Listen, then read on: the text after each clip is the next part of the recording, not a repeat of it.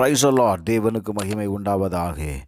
ஆண்டவரும் இரட்சகருமாய் இருக்கிற இயேசு கிறிஸ்துவின் நாமத்தினாலே இந்த காலவெளியில் உங்கள் யாவரையும் நான் வாழ்த்துகிறேன். இந்த நாளுக்கான தேவனுடைய வார்த்தை சங்கீதம் 54வது அதிகாரம் 4வது வசனம். இதோ தேவன் எனக்கு சகாயர், ஆண்டவர் என் ஆத்துமாவை ஆதரிக்கிறவர்களோடு இருக்கிறார். ஹல்லேலூயா. தேவன் எனக்கு சகாயர். தேவன் எனக்கு சகாயம் பண்ணும்படி என் கூட இருக்கிறார் என்று தாவீது சொல்லுகிறான். ஹல்லேலூயா. எனக்கு என் ஆத்துமாவை ஆதரிக்கிறவர்களோடு கூட இருக்கிறார் என்று சொல்லுகிறதை நீங்கள் பார்க்க முடியும். எனக்கு அன்பானவர்களே, இந்த கால வேளையில் ஹல்லேலூயா 1 நாளாகமும் 12வது அதிகாரம் 18வது வசனத்தை வாசித்து பாருங்கள். அப்பொழுது அதிபதிகளுக்கு தலைவனான அமாசாயின் மேல் ஆவி இறங்கினதனால் அவன் தாவீதே, நாங்கள் உம்முடையவர்கள், ஈசாயின் குமாரனே, உமது பட்சமாயிருப்போம். உமக்கு சமாதானம், சமாதானம். உமக்கு உதவி செய்கிறவர்களுக்கும் சமாதானம்.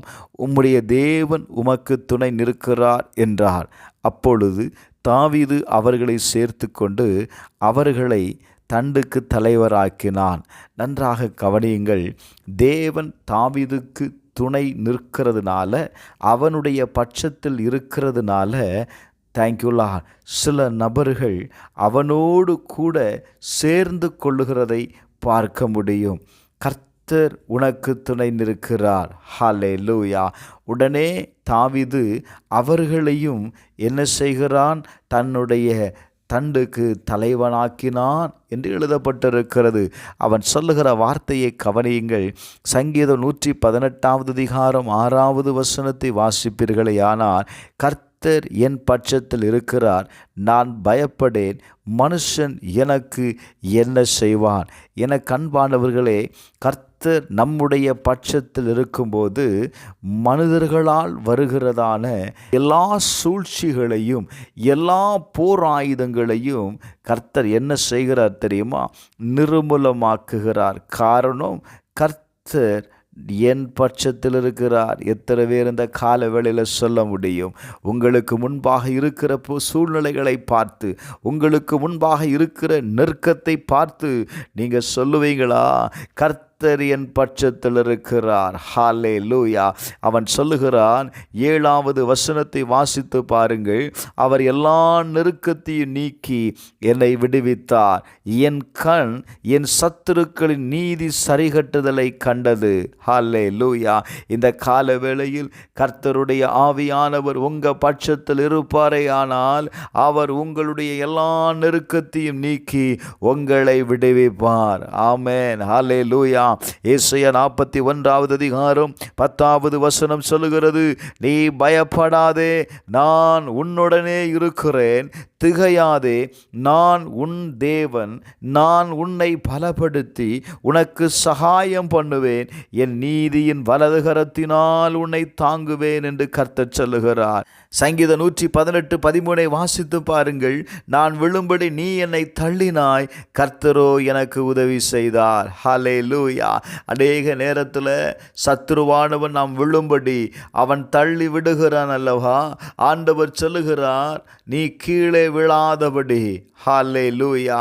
கர்த்தரோ உனக்கு துணை செய்கிறார். ஹல்லேலூயா. அவன் சொல்லுகிற வார்த்தையை கவனிங்கள். கர்த்தரோ எனக்கு உதவி செய்கிறார். எனக்கு அன்பானவர்களே, சத்துருவானவன் உங்களை கீழே தள்ள முயற்சி செய்யலாம். ஆனால் இந்த கால வேளையில் கர்த்தர் உங்களுக்கு ஆதரவாக இருக்கிறதுனால அவர் உனக்கு உதவி செய்வார். ஹல்லேலூயா. எத்தனை பேர் விசுவாசிக்கிறீங்க? இந்த கால வேளையில் நாம் சொல்லலாமா? தேவன் என்னுடைய பட்சத்தில் இருக்கிறார். நல்ல தைரியமாக சொல்லுங்க. எனக்கு விரோதமாக இருப்பவன் யார்? ஹல்லேலூயா. கர்த்தர் நம் பட்சத்தில் இருக்கிறாருங்க. அதனால் எபிரெயர் 13:6 சொல்லுது, நாம் தைரியம் கொண்டு கர்த்தர் கர்த்தர் என் சகாயர், நான் பயப்படேன், மனுஷன் எனக்கு என்ன செய்வான் என்று சொல்லலாமே. தைரியமாக சொல்லுங்க, கர்த்தர் என் சகாயர், நான் பயப்பட. இந்த காரியத்திற்கு, என்னை பயமுறுத்துகிற இந்த காரியத்திற்கு கர்த்தர் சகாயம் பண்ணுவார். ஹல்லேலூயா.